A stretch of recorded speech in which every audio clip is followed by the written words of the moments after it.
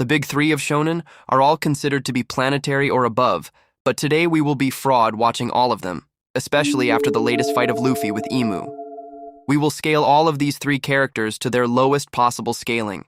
For Luffy, as I said after the latest chapter, it became very obvious that he was a sword victim as well as, below tree level as you can visibly see, Luffy getting slashed while the tree was tanking the same sword, even though it got destroyed in the next panel. So we can get Luffy around sword or tree level, which will make him weaker than Hanami or Tanjiro, for instance. Now let's see an actual lowest possible scaling of Luffy. Starting with attack power.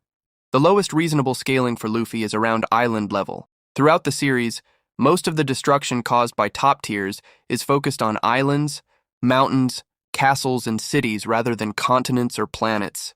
Even after defeating Kaido, the best direct feats still point toward island-level power. For speed, many fans argue that Luffy is faster than light, but if we ignore statements, calculations, and interpretations, a lowball would place him at massively hypersonic speeds.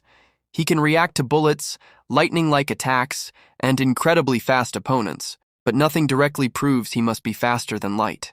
For durability, Luffy scales to the attacks he survives. He tanks powerful blows from warlords, Yonko commanders, and eventually Kaido himself. Using the lowest interpretation, this places his durability around island level as well.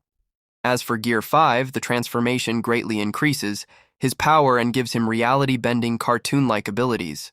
However, even the lowest scaling still only requires him to be stronger than Kaido, not a planet buster. So the lowest reasonable scaling for current Luffy is attack power, island level, speed, massively hypersonic durability, island level. This is far below the planetary and higher arguments often seen online, but it is the lowest scaling that can still be supported by the manga. Now the hardest to scale in the big three is Naruto, especially low-balling him, but I will try my best. For attack power, the lowest reasonable scaling for Naruto is around country level. Even when heavily low-balled, he scales above the tailed beasts, whose attacks can devastate massive areas. During the Fourth Great Ninja War, Naruto fights opponents capable of affecting entire regions, but there is no direct feat that absolutely requires planetary power. For speed, many fans scale Naruto to faster than light levels. However, if we ignore calculations and focus only on direct evidence, Naruto can be placed at massively hypersonic speeds. He consistently reacts to extremely fast attacks and keeps up with top-tier shinobi, but a lowball does not require light speed scaling. For durability, Naruto survives attacks from some of the strongest characters in the series, including Madara, Obito, and Sasuke. Using the most conservative interpretation, his durability scales to his attack power, placing him around country level.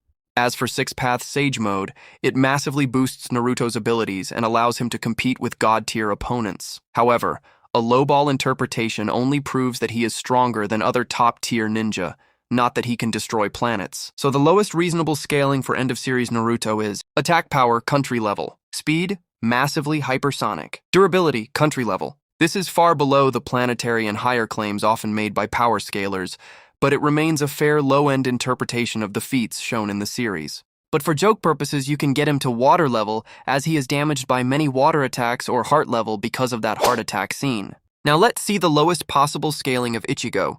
For attack power, the lowest reasonable scaling for Ichigo is around country to continent level. Even when heavily lowballed, he scales above Espada and captains whose battles can affect enormous areas. While many fans use statements about destroying realms and dimensions to scale him much higher, a strict lowball focuses only on direct combat feats. For speed, Bleach is often scaled to faster than light levels. However, if we ignore statements and calculations, Ichigo can simply be placed at massively hypersonic to relativistic speeds. He consistently blitzes elite opponents and reacts to attacks that ordinary Soul Reapers cannot even perceive. For durability, Ichigo survives attacks from characters such as Aizen and Yuach while continuing to fight. Using the most conservative interpretation, his durability scales to his attack power, placing him around country to continent level. As for true Bankai Ichigo, it is unquestionably his strongest form.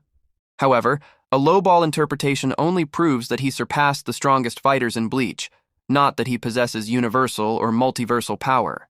So the lowest reasonable scaling for end-of-series Ichigo is attack power, country to continent level. Speed, massively hypersonic to relativistic. Durability, country to continent level.